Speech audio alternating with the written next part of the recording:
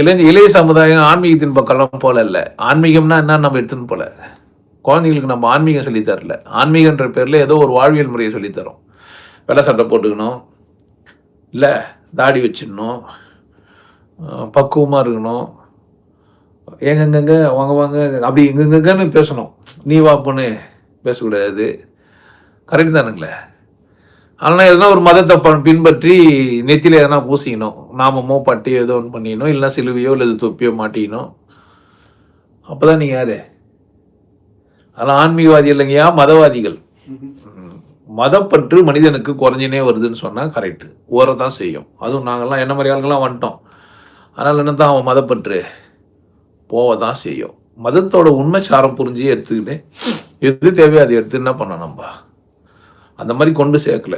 என் பேச்செல்லாம் இளைஞர்கள் நிறைய பேர் கேட்டுனுக்குறாங்க, நிறைய பேர் வராங்க. இங்கே இந்த நாடு வேற புதுசு எனக்கு. அவர் இளைஞர் இல்லையா?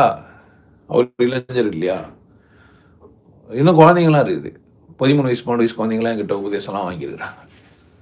படிப்பெல்லாம் கற்றுக்கிறதுக்கெல்லாம் வராங்க. அதனால் இளைய சமுதாயம் ஆன்மீகத்தின் பக்கம் போல. இப்போ தான் ஆன்மீகத்தின் பக்கமே இப்போ தான் விடியுது மனுஷனுக்கு. இந்த பூமி இப்போ தான் பொழுது விடியுது.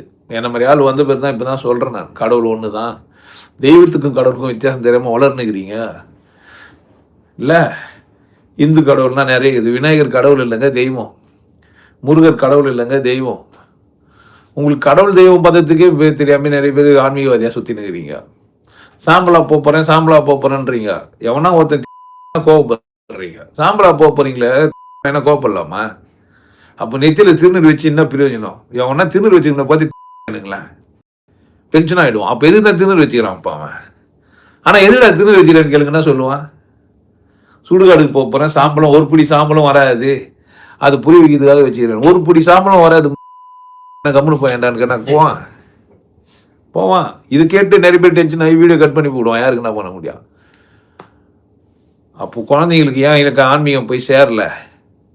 நடிகர்கள் தான் ஆன்மீகவாதியாக இருந்தானுங்க, பக்கா நடிகனுங்க.